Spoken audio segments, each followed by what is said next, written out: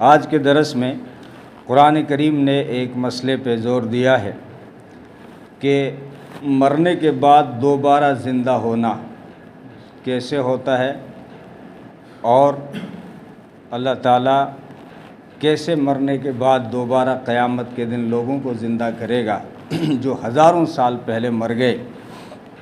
یہ اہم مسئلہ ہے۔ بعض مسلمانوں میں بھی یہ شک پایا جاتا ہے کہ یہ سب ڈھکوسلے ہیں، مرنے کے بعد کون زندہ ہوتا ہے، مر گئے، مٹی ہو گئے، ہڈیاں گل گئی۔ جیسے قینانوس بادشاہ جو تھا، دقیانوس کے بعد قینانوس، اصحاب کہف کا واقعہ قرآن میں بیان کیا ہے۔ تو اللہ تعالیٰ نے نمونے کے طور پہ اصحاب کہف کا واقعہ ان کو بتایا، کیونکہ اس وقت کے جو مسلمان تھے، قینانوس جو بادشاہ تھا وہ تو نیک بادشاہ تھا، لیکن اس کی پبلک جو رعایا تھی وہ مسلمان تھے، لیکن ایک عقیدے میں انہیں شک تھا کہ قیامت کے دن اللہ تعالیٰ زندہ کرے گا یا نہیں کرے گا۔ تو اللہ تعالیٰ نے اصحاب کہف کو 309 سال سلانے کے بعد، نیند میں سلانے کے بعد جگایا، انہیں سمجھانے کے لیے کہ تم شک کر رہے ہو کہ اللہ تعالیٰ قیامت کے دن مردوں کو کیسے زندہ کرے گا۔ وہ اللہ جس نے 309 سال اصحاب کہف کو نیند میں سلا کے پھر جگا دیا، وہ قبروں میں زندہ نہیں کر سکتا۔ دوسرا شک یہ پایا جاتا ہے کہ انسان کے اجزاء جو ہے مرنے کے بعد بکھر جاتے ہیں، تو کیسے جو ہے ان کو اللہ جمع کرے گا۔ یہ کہ ایک مسلمان نے وصیت کی تھی، حدیث میں ہے یہ، کوئی مسلمان مرنے لگا تو اس نے اپنے بیٹوں کو یہ وصیت کی کہ جب میں مر جاؤں تو میری باڈی کو جلا دینا، جیسے ہندو جلاتے ہیں۔ تو کہیں نہ کہیں ان کا یہ عقیدہ ہے کہ یہیں جو ہے معاملہ ختم کر دیا جائے، جو ہے نشٹ کر دیا جائے، وجود ختم کر دیا جائے، پھر رہے گا بانس اور نہ بجے گی بانسری، یعنی کوئی چیز رہے گی نہیں ان کے عقیدے کے مطابق۔ حدیثوں میں جو قبر کا عذاب ہے اس کا یہ مطلب نہیں ہے کہ قبر کے اندر جو باڈی ہوگی اس کو عذاب ہوتا ہے۔ قبر سے مراد برزخ ہے، الگ دنیا ہے۔ ایک عالم میں یہ دنیا ہے، ایک آخرت ہے، اس کے بیچ کی ایک دنیا جس کو برزخ کہتے ہیں۔ مرنے کے بعد سے لے کے قیامت تک کی جو زندگی ہے یہ برزخ ہے۔ اب انسان کے اجزاء کہیں بھی چلے جائیں، اللہ اس کو جمع کرنے پہ قادر ہے۔ جیسے مسلمان نے وصیت کی تو بیٹوں نے اس کو پورا کیا کہ اس کی باڈی کو جلایا اور اس کی راکھ کو سمندر میں ڈال دیا، لیکن جیسے ہی مرنے کے بعد اس کی وصیت کو پورا کیا گیا، جلا کے اس کی راکھ کو جنگل میں ڈال دیا گیا اور آدھی راکھ کو سمندر میں بہا دیا گیا۔ فوراً اللہ نے سارا اکٹھا کر لیا، ایک سیکنڈ، اس کو تو سیکنڈ بھی نہیں لگتا، سارا اکٹھا کر لیا اور پوچھا کہ تو مسلمان تھا، ایسی وصیت کیوں کر کے مرا؟ تو اس نے کہا کہ اللہ تیرا ڈر لگتا تھا، گنہگار تھا میں، تیرے ڈر کی وجہ سے میں نے ایسا کیا۔ حدیث میں آتا ہے اللہ نے اس بندے کے اوپر رحم کیا اور اسے معاف کر دیا۔ لیکن ہمیں یہ جواب تو مل گیا کہ اللہ تعالیٰ جو ہے کروڑوں جگہ بکھرے ہوئے انسانی اجزاء کو ایک سیکنڈ میں جمع کر دے گا، اس کے لیے کوئی مشکل نہیں ہے۔ تو آج کے سبق میں اسی پہ زور دیا گیا ہے۔ ابراہیم علیہ السلام سے جھگڑا کیا تھا کس نے؟ نمرود نے۔ جب ابراہیم علیہ السلام کو قوم نے کہا کہ ہمارے یہاں ایک میلہ ہونے والا ہے، حضرت ابراہیم کی زندگی پہ انشاءاللہ جو ہے تفصیل سے جمعے میں 2-4 جمعے کے بعد میں 2-3 ہفتے لگاتار ابراہیم کی زندگی بیان کی جائے گی۔ مختصر ابھی اس وقت اتنا سن لیں کہ حضرت ابراہیم علیہ السلام کو قوم نے کہا آپ اپنے میلے میں چلتے ہیں۔ وہ میلے میں شرک ہوتا تھا، تو ابراہیم علیہ السلام نے کہا انی سقیم، میں بیمار ہوں، یعنی میری طبیعت شرک کا نام سنتے ہی بوجھل ہو جاتی ہے، ایک بیماری چڑھ جاتی ہے، میں نہیں چلتا، جاؤ۔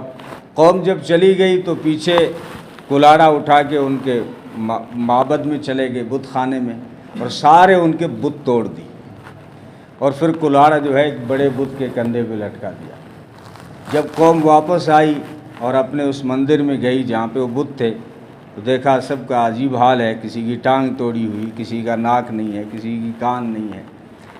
تو سمجھ گئے تو کام تو ابراہیم نے کیا ہے، لیکن پوچھا ابراہیم یہ کس نے کیا ہے؟ ابراہیم علیہ السلام نے فرمایا وہ دیکھتے نہیں ہو سب سے بڑے انٹرنیشنل نے کندھے پہ کلاڑا لٹکا رکھا ہے، مجھے تو لگتا ہے اسی کا کام ہے۔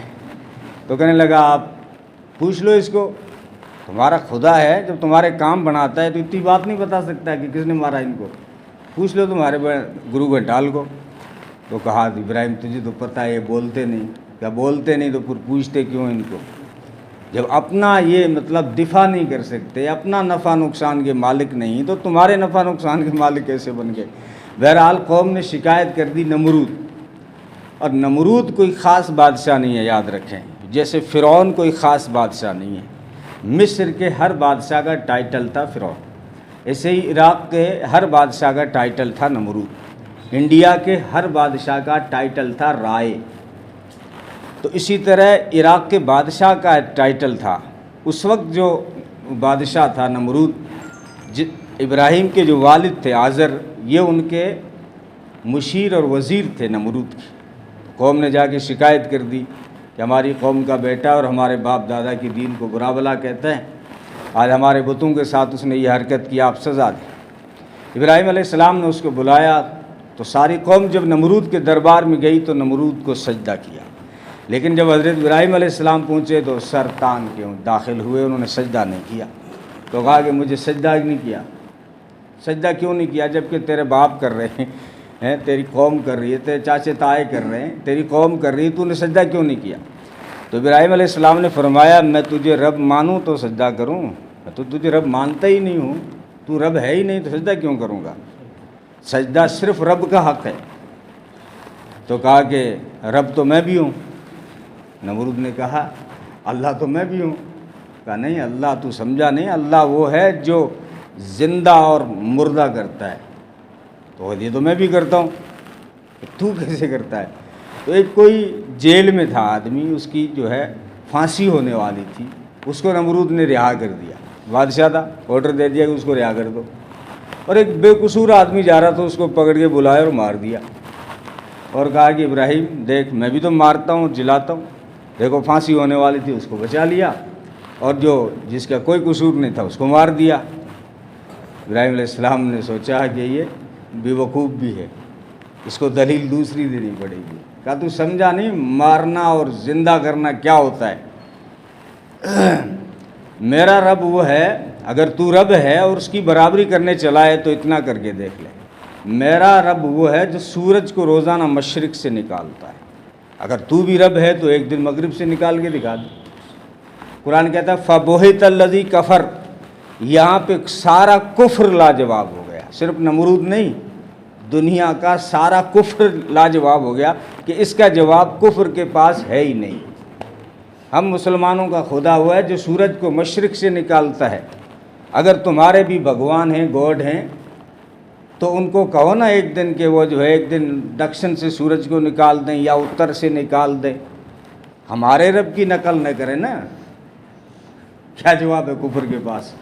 رام نکال دے گا اتر سے سورج کو، یا شیو جی نکال دیں گے؟ کوئی نہیں نکال سکتا۔ یہ قرآن کہتا ہے سارا کفر ہی لاجواب ہو گیا یہاں پہ۔ فَبُہِتَ الَّذِي کَفَرَ، بعض مفسرین نے جو آنے والا آگے واقعہ ہے اس کو یہاں بیان کیا ہے کہ جب کہا کہ تو سمجھا نہیں، کہا تو پھر تیرا رب کیسے زندہ کرتا ہے؟ ابراہیم علیہ السلام نے دعا کی یا اللہ کوئی مثال بتا کہ تو مردوں کو زندہ کیسے کرتا ہے؟ تو کہا 4 پرندے پکڑ کے لے آؤ، کبوتر کو، مور کو، مرغ کو، کوے کو، اور چاروں کو ذبح کر لو اور گوشت مکس کر لو اور 4 پہاڑوں پہ رکھو، اور پھر ان 4 پرندوں کو بلاؤ نام لے لے کے، وہ اڑتے ہوئے دوڑتے ہوئے تمہارے پاس آئیں۔ تو یہ آگے واقعہ آ رہا ہے۔ بہرحال یہاں پہ کفر لاجواب ہو گیا۔ اب دوسرا واقعہ، مردوں کو اللہ کیسے زندہ کرتا ہے، تو دوسرا واقعہ لا رہا، او کالذی مر علی قریۃ وہی خاویۃ علی عروشها، یا اس آدمی کی مثال جس کا گزر بستی پہ ہوا اور جس بستی کی چھتیں گری اور اس کے اوپر دیواریں بھی گر گئی تھی۔ یہ حضرت عزیر علیہ السلام کا واقعہ ہے۔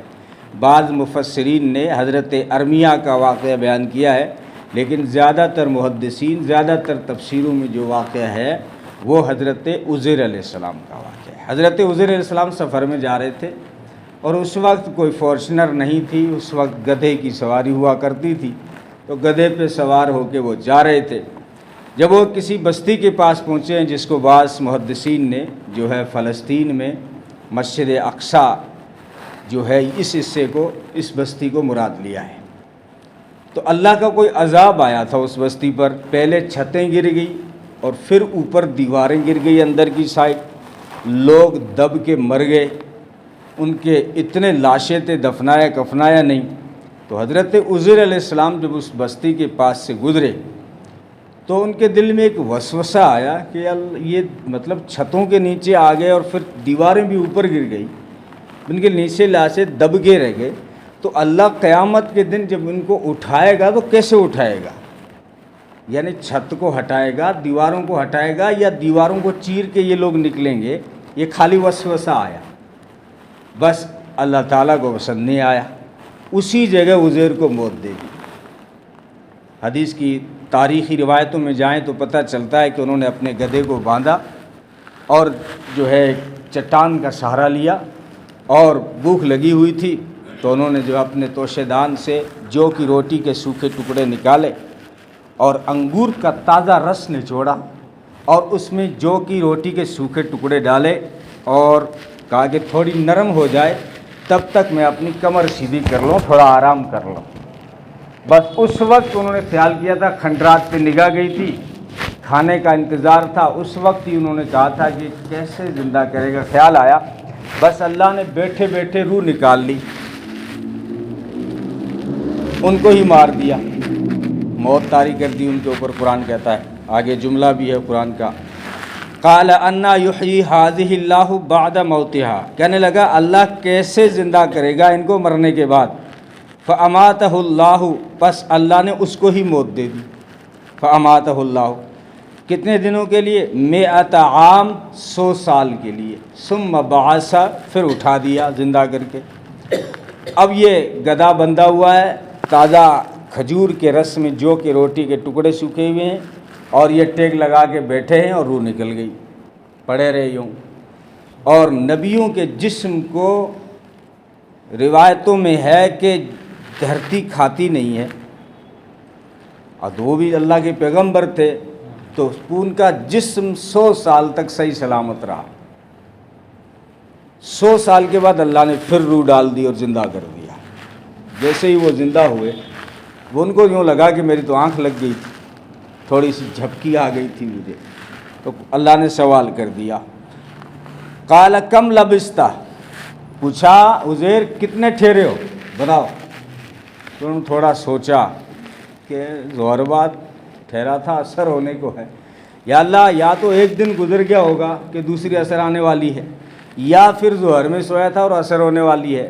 تو کہنے لگا قال لبثت یوما او بعض یوم، یا اللہ یا تو ایک دن ٹھہرا ہوں یا دن کا تھوڑا سا حصہ ٹھہرا ہوں۔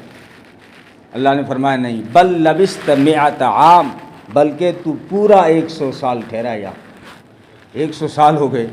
تو ان کو بڑا تعجب ہوا کہ میرا جسم صحیح سلامت تھا، روح اب آپ نے ڈالی ہے، لیکن میرا جسم تو ویسا ہی ہے، وہی عمر ہے، کوئی عمر بھی زیادہ نہیں ہوئی، جو عمر تھی وہی ہے۔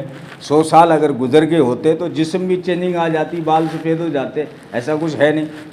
تو اللہ نے کہا تیرے کھانے کے اوپر نگاہ دیکھ، اس نے کھانے کے اوپر نگاہ دیکھی تو بالکل تازہ رس پڑا ہے انگور کا، اور اس میں جو کی روٹی نرم ہو چکی ہے۔ انگور کا رس ایسا ہے جو گھنٹوں میں شراب بن جاتا ہے، انگور کا رس بہت جلدی سڑ جاتا ہے، لیکن 100 سال ہو گئے ہیں۔ جب وہ کہہ رہے ہیں کہ میرا جسم صحیح سلامت ہے، تو اللہ نے کہا کھانا دے، کھانا دیکھا تو تازہ ہے۔ تو ان کا یا اللہ بات تو میری صحیح ہے، آدھا ہی دن ہوا ہے، انگور کا رس نہیں سڑا۔ اب اللہ نے پوچھا تیرا گدھا کہاں ہے؟ تمہاری باڈی سلامت ہے، انگور کا رس سلامت ہے، لیکن گدھا کہاں ہے؟ وہ گدھا تو غائب ہے، ایسے جیسے اس کے سر سے سینگ غائب ہے ہی نہیں۔ اللہ نے فرمایا نگاہ کر غور پہ، زمین پہ نگاہ دیکھ، جما کے نگاہ ڈال، کچھ نظر آ رہا ہے؟ تو عزیر نے دھرتی پہ نگاہ ڈالی تو سفید بورادہ نظر آیا۔ کہا یہ سفید بورادہ آٹا سا نظر آ رہا ہے۔ کہا یہ تیرے گدھے کی ہڈیوں کا بودا ہے، 100 سال ہو گئے، تیرا گدھا مر گیا، سڑ گیا، اس کی ہڈیوں کا آٹا بن گیا۔ اب قرآن بتانا یہ چاہتا ہے کہ مردوں کو وہ زندہ کیسے کرے گا۔ عاص بن وائل نے پوچھا تھا، یہ سورہ یاسین میں ہے، ایک کافر تھا بڑا عاص بن وائل، نبی کے سامنے کچھ سڑی ہوئی ہڈی پڑی تھی، تو اس کافر نے اٹھائی اور اس ہڈی کو مسلا اور پھر پھونک مارا تو وہ ہڈی کا آٹا اڑ گیا۔ تو اس نے پوچھا کہ نبی جی بتاؤ، تم کہتے ہو کہ اللہ قیامت کے دن زندہ کرے گا، بتاؤ اس مردہ ہڈی جو گئی، سڑ گئی، گل گئی، آٹا بن گئی، بودا بن گئی، اس کو کیسے زندہ کرے گا؟ تو اس کو سورہ یاسین میں کہا ہے ضرب اللہ اول من انسان من نطفتن، وہ ہم جس کو ہم نے ناپاک نطفے سے بنایا وہ ہمارے لیے مثالیں دیتا ہے۔ ضرب لنا مثلا ونسی خلقہ قال من یحیی العظام وہی رمیم، جس کو ہم نے ناپاک نطفے سے بنایا وہ ہمیں مثالیں دیتا ہے۔ خدا کہہ رہا ہے کہ جب مٹی مطلب ہڈی گل گئی تو اس کو زندہ کیسے کرے گا؟ تو وہاں سورہ یاسین میں تو یہ جواب دیا گیا کہ تمہیں پہلے کس نے زندہ کیا تھا؟ جب تم تھے ہی نہیں تب کون لایا تھا؟ کچھ تھے ہی نہیں، ناپاک نطفے سے تمہیں خوبصورت شکل بنا دی، اب تو کچھ ہڈیوں کا بودا تو مل جائے گا قبر میں، تو پہلے تو کچھ بھی نہیں تھے، تم پھر بنا دیا تھا۔ وہاں تو یہ جواب دیا، لیکن جب یہاں پہ عزیر کو جواب دیا جا رہا ہے کہ یہ سفید جو سفیدی نظر آ رہی ہے، اب اسی میں غور کرو، تیری آنکھوں کے سامنے ہم کیسے تیرے گدھے کو زندہ کرتے ہیں۔ تو انہوں نے دیکھا اور ہڈیوں کا آٹا جمع ہونا شروع ہوا، ہڈیاں اور سارا ڈھانچہ بننا شروع ہوا، اور سارا جسم اور کھال اور بال اور ڈھینچوں مارتا ہوا بھاگا گدھا۔ یہ بس چند سیکنڈوں میں ہو گیا یہ۔ تو انہوں نے کہا میں جان گیا کہ میرا رب بڑا زبردست ہے، ہر چیز پہ قادر ہے۔ فانظر الی طعامک و شرابک لم یتسنہ، دیکھ تیرے کھانے اور پینے کی طرف کہ وہ سڑا نہیں ہے، یہ بھی بڑی کاریگری اس کی، ورنہ آپ انگور کے رس کو 3 دن نہیں رکھ سکتے بغیر فریز کے۔ وانظر الی حمارک، اور دیکھ تیرے گدھے کی طرف، ولنجعلک آیۃ للناس، اس کو ہم نے قیامت تک لوگوں کے لیے نشانی بنائی ہے۔ اب قیامت تک کوئی یہ نہ کہے کہ وہ مردوں کو کسے زندہ کرے گا، اس لیے ہم نے اس کو مثال بنا دی تیرے گدھے کو۔ وانظر الی العظام، اب دیکھ اس کی ہڈیوں کی طرف، کیف ننشزھا، کیسے ہم اس کو جمع کرتے ہیں، ثم نکسوھا لحما، پھر کیسے ہم اس کو گوشت پہناتے ہیں۔ فلما تبین لہ، جب یہ سارا ان کے سامنے ہو گیا، قال اعلم ان اللہ علی کل شیء قدیر، کہنے لگا کہ میں جان گیا کہ اللہ ہر چیز پہ قادر ہے۔ یہ واقعہ ہو گیا۔ اب آخری واقعہ ایک اور لا رہے ہیں۔ وَإِذْ قَالَ إِبْرَاهِيمُ رَبِّ أَرِنِي كَيْفَ تُحْيِي الْمَوْتَى، جب ابراہیم نے کہا رب مجھے دکھا تو مردوں کو کیسے زندہ کرتا ہے۔ اب اس واقعے کو محدثین نے 2 طرف جوڑا ہے، ایک تو نمرود کی طرف جوڑا ہے، جب نمرود نے کہا کہ تیرا رب کیسے زندہ کرتا ہے، تو ابراہیم نے دعا کی یا اللہ تو دکھا تو مردوں کو زندہ کیسے کرتا ہے۔ دوسرے محدثین نے اس گدھے کے واقعے کی طرف حضرت گدھے والا دوسرا واقعہ لا کر اس کی طرف نسبت کی ہے کہ حضرت ابراہیم علیہ السلام کا گزر ہو رہا تھا اور سمندر کے کنارے کسی گدھے کی لاش پڑی تھی، اور اس گدھے کو جب پانی زیادہ آتا تو سمندر کے جانور اس کی لاش کو کھاتے، جب پانی ہٹ جاتا تو خشکی کے جانور اس کی باڈی کو کھاتے۔ تو جب حضرت ابراہیم علیہ السلام نے یہ منظر دیکھا تو ان کو بڑا تعجب ہوا، یا اللہ اس کو تو سمندر والے بھی کھا رہے ہیں اور باہر والے بھی کھا رہے ہیں، تو ان کو زندہ کرے گا، گدھے کو دوبارہ کیسے زندہ کرے گا؟ یہ تو کچھ سمندری راستے میں جا رہا ہے، کچھ خشکی راستے میں جا رہا ہے۔ اور دوسرا جواب جو اکثر محدثین نے فرمائے وہ یہ ہے کہ انہوں نے دل کے اطمینان کے لیے حق الیقین اور عین الیقین حاصل کرنے کے لیے، ایمان کی کئی قسمیں ہیں۔ ایمان ایک علم الیقین ہوتا ہے، آپ نے کسی غائبانہ خبر سنی اور اس کے اوپر یقین کر لیا، اس کو کہیں گے، اس ایمان کو علم الیقین کہیں گے۔ اور ایک ہے اس کو آپ نے آنکھوں سے دیکھ لیا، اس کو عین الیقین کہیں گے، مشاہدہ کہتے ہیں۔ ایک وہ ہے جس کو آپ تجربے سے گزار چکے، مثلا آپ کو دور سے پانی نظر آ رہا ہے۔ ایک تو ہے کہ آپ کو کسی نے خبر دی کہ وہاں آپ کے کھیت میں پانی جمع ہو رہا ہے، اور خبر ہے، خبر تو سچی بھی ہوتی ہے جھوٹی بھی ہوتی ہے، لیکن آپ جب کھیت گئے تو واقعتاً آپ کو دور سے پانی نظر آیا، یہ دوسرے مرحلے میں آپ داخل ہوئے، عین الیقین، مشاہدہ کر رہے ہیں۔ لیکن پانی ہے یا سراب، کبھی دھوپ بھی دور سے پانی نظر آتی ہے۔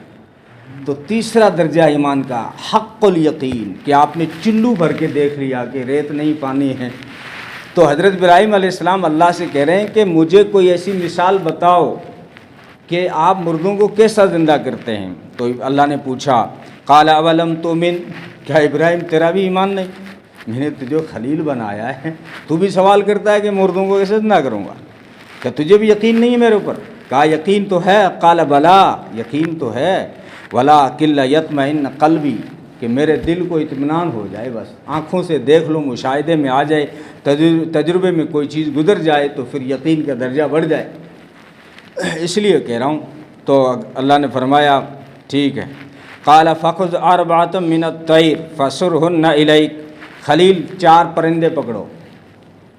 اب 4 پرندے کیا تھے؟ قرآن نے اس کے نام نہیں بتائے، اور تفسیروں میں حدیثوں میں بھی اس کے نام نہیں، لیکن بعض تاریخی روایتوں میں جیسے حضرت عبداللہ بن عباس سے ثابت ہے، انہوں نے کہا کہ حضرت عبداللہ بن عباس کون ہیں؟ دنیا کے سب سے بڑے مفسر ہیں صحابہ میں. عبداللہ بن عباس نبی کے چچا کے بیٹے، قرآن کے سب سے بڑے مفسر ہیں. وہ کہتے ہیں کہ 4 پرندے تھے، کبوتر، مور، کوا اور گدھ بعد نے کہا ہے، اور بعد نے جو ہے کوا کہا ہے. یہ 4 پرندے پکڑے تھے. بعد نے فاختہ اور بطخ بھی مراد لیا ہے. بہرحال جو بھی تھے، میں نے کہا قرآن اور حدیث میں پرندوں کے نام نہیں ہیں. 4 پرندے پکڑو اور 4 کو ذبح کر لو، اور ذبح کرنے کے بعد 4 کا گوشت مکس کر لو. مکس کرنے کے بعد 4 کا گوشت الگ الگ 4 پہاڑوں پہ رکھا. اور بعض روایتوں میں ہے کہ ان کی گردن یہیں رہ پڑی رہے گی. مور کی گردن یہیں رہے گی، کبوتر کی گردن یہیں رہے گی، کوے کی گردن یہیں رہے گی، باقی گوشت کا حصہ جو ہے وہ پہاڑوں پہ رکھ کے آؤ گے. واپس اپنی جگہ آ کے نام لے کے پکارو گے. جس پرندے کو آپ پکارو گے وہ 4 پہاڑوں سے بوٹیاں جمع ہوں گی، آپ کے سامنے کھلی فضا میں بنے گا اور آپ کے پاس دوڑتا ہوا آئے گا. تعجب کی بات یہ کہ 4 کی گردنیں ادھر پڑی ہوئی ہیں اور پرندوں کی آنکھیں گردن میں لگی رہتی ہیں. اللہ کرنے پہ آئے تو پھر سب کچھ کر سکتا ہے. ابراہیم علیہ السلام نے 4 پرندے پکڑے، گوشت آپ ملایا اچھی طرح اور 4 پہاڑوں پہ رکھا، اور پھر بلایا مور آ جا. 4 پہاڑوں سے گوشت اٹھا، ان کے سامنے مور بنا، دوڑتا ہوا آیا، یہاں گردن پڑی تھی وہ بھی لگ گئی اور دانہ چگنے لگ گیا. 4 پرندے جب اس طرح آئے، اللہ نے کہا جان لے خلیل ان اللہ عزیز حکیم، اللہ بڑا زبردست حکمت والا ہے اور حکیم ہے.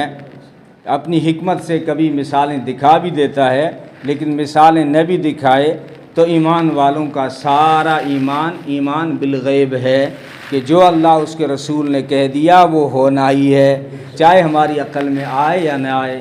مجھے ایک پڑھے لکھے لڑکے نے، جو مطلب ڈاکٹر بن رہا تھا، MBBS کر رہا تھا، اس نے پوچھا تھا مول صاحب مجھے ایک بات سمجھ میں نہیں آتی کہ سائنس کہتا ہے آج جس جگہ سورج ہے وہاں سے تھوڑا سا نیچے سفر شروع کر دے تو انسان دھرتی پہ پگھلنا شروع کر دے، اور تم مولوی لوگ حدیثیں بتاتے ہو کہ قیامت کے دن جو ہے سورج پوری گرمی کے ساتھ انسان کے سر کے قریب آ جائے گا.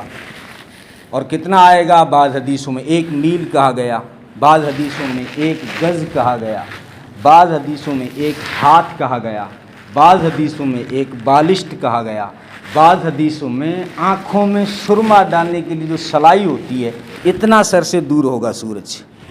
پوری گرمی کے ساتھ انسان نہیں پگھلے گا. یہ سائنس والے کو کیسے سمجھ میں آئے؟ سائنس یہ پڑھا رہا ہے کہ وہاں سے نیچے آنا شروع ہوا تو پگھلنا شروع ہو جائے گی، انسان کی کھوپڑی پگھل جائے گی. اور عجیب بات بھی ہے کہ پگھلنا چاہیے یہ. اس لڑکے نے کہا کہ پگھلا کیوں نہیں انسان؟ میں نے کہا حدیث سائنس کو بھی مان رہی ہے. وہ کیسے؟ کہ حدیث نے کہا کہ جب سورج نیچے آئے گا تو یہ دھرتی پگھل کے تانبے کی بن جائے گی. تو سائنس کو تو مانا ہے حدیث نے کہ پگھلنے کا کام سورج کے آنے سے ہوا ہے. پہاڑ پگھلیں گے، درخت پگھلیں گے، بڑے سے بڑا پتھر پگھل جائے گا، بڑے سے بڑا فولاد لوہا پگھل جائے گا. لیکن انسان تو کمزور ہے، یہ کیوں نہیں پگھلا؟ اس کا کیا جواب ہے؟ تو میں نے کہا شارٹ جواب یہی ہے کہ وہ پگھلنے دے گا نہیں. اللہ پگھلنے دے گا نہیں، اس کا حساب لینا ہے. اس کو پگھلائیں تو پھر قیامت کیوں نازل کر رہے ہیں؟ قیامت کوئی گدھوں کے لیے نازل تھوڑی ہو رہی ہے. اس انسان اور جنات کا تو حساب لینا ہے. تو اس کو پگھلنے دے گا نہیں، اس لیے جو ہے پگھلا نہیں. ورنہ سائنس کا انکار نہیں کرتا اسلام آپ کہہ رہے ہیں نیچے آنے سے پگھلتی ہیں چیزیں، تو حدیث نے بھی اس کو مانا ہے کہ جب قیامت کے دن سورج قریب آئے گا تو ہر چیز پگھلنا شروع ہو جائے گی، لیکن انسان اس لیے نہیں پگھلے گا کہ اللہ پگھلنے دے گا نہیں ہر چیز پہ۔ تو بہرحال سائنس کو پڑھیں، لیکن اسلام کو جو جواب ہے، دیکھو زلزلے کیوں آتے ہیں، یا ابھی پچھلے دن پہلے چاند گرہن ہوا، اس سال 2 بار ہوگا، ایک بار اور ہوگا 2023 میں۔ تو سائنس اس کا یہ جواب دیتا ہے کہ دھرتی چکر کاٹتی ہے سورج کے ارد گرد، اور کبھی جو ہے چاند اور سورج کے بیچ میں دھرتی آ جاتی ہے، تو دھرتی کا سایہ اگر چاند پہ پڑ گیا تو چاند گرہن، اور سورج پہ پڑ گیا تو سورج گرہن۔ دن میں اگر وہ چکر کاٹتے کاٹتے بیچ میں آ گئی تو دن میں تو وہ چاند آؤٹ آف دا لائٹ ہوتا ہے، ڈم ہوتا ہے، اس لیے جو ہے اس کے اوپر جو ہے کوہنے پڑے گا، وہ گرہن پڑ جائے گا سورج پہ۔ یہ سائنس ہے۔ لیکن نبی کے دور میں جب سورج گرہن ہوا، اور اس دن اتفاقاً نبی کے بیٹے کا بھی انتقال ہوا تھا، ابراہیم کا، سب سے بڑے، یعنی زیادہ عمر اسی نے پائی، ماریا قبطیہ کے پیٹ سے تھا، نبی کی شکل کا تھا، 18 مہینے کا تھا، بخار آیا اور چل پڑا۔ اس دن سورج گرہن، جیسے انتقال کی خبر پھیلی سورج گرہن ہو گیا۔ تو نئے نئے جو مسلمان تھے انہوں نے کہا دیکھو آج سورج کو بھی نبی کے بیٹے کا غم ہے، حضرت حسین سے ہم نے محبت کی تو اس واقعے میں ہم نے کتنا غلو کیا ہے، کربلا کی پوری دھرتی لال ہو گئی، وہاں کے پتھر بولنے لگے، آسمان سے خون ٹپکنے لگا، سورج رو رہا تھا، کیسی کیسی باتیں جوڑ لی، حقیقت کچھ بھی نہیں ہے۔ تو یہاں بھی بعض جو نئے مسلمان تھے انہوں نے یہ بات شروع کر دی کہ جو ہے آج سورج بھی غمگین ہے۔ تو نبی تک یہ خبر پہنچی تو فرمایا یہ چاند اور سورج کسی دھرتی پہ ہونے والے واقعات سے متاثر نہیں ہوتے، یہ اللہ کی نشانیاں ہیں۔ سائنس یہ کہتا ہے کہ چاند کے پاس ذاتی روشنی نہیں ہے، وہ سورج سے چارج ہوتا ہے، اور دھرتی بھی چارج لیتی ہے، اس کی روشنی ہمیں محسوس نہیں ہوتی، جب اوپر آپ جاتے ہیں تو یہ بھی چمکتی ہے بدبخت۔ تو یہ دونوں چارج ہو رہے ہیں سورج سے، لیکن نبی نے فرمایا کہ سورج اور چاند دونوں کی روشنی ذاتی نہیں ہے، دونوں کی روشنی اللہ کی دی ہوئی۔ اللہ تعالیٰ کبھی ان کی روشنی کو ماند کر دیتے ہیں کہ تم بھی اپنی طاقت پہ نہیں چمک سکتے، میں چاہوں تو سورج کو اندھا کر دوں، میں چاہوں تو چاند کو اندھا کر دوں۔ اتنی شارٹ کٹ بات بتائی، لیکن یاد رکھیں اسلام سائنس کا منکر نہیں ہے، یعنی جو سائنس نے جو بات اپنی تحقیق کے دائرے میں کہی ہے تو ہم نہیں کہہ سکتے بات غلط ہے۔ ہو سکتا ہے چکر کاٹتے ہوئے وہ بیچ میں آ گئی ہو اور اس کا سایہ چاند پہ پڑتا ہو اور چاند گرہن ہو جاتا ہو، لیکن نبی نے ایسے موقعوں پہ مسلمانوں کو اللہ کی طرف جوڑا ہے کہ اس کے پیچھے اللہ کی حکمتیں ہیں، اور نماز رکھی، چاند گرہن ہو تو نماز رکھی اور سورج گرہن ہو تو بھی نماز رکھی۔ چاند گرہن کی نماز کی جماعت نہیں ہے، الگ الگ نفلی نماز ہے، لیکن سورج گرہن کی باقاعدہ جماعت کے ساتھ بھی نماز پڑھی ہے۔ خیر، اللہ تعالیٰ عمل کی توفیق عطا فرمائے۔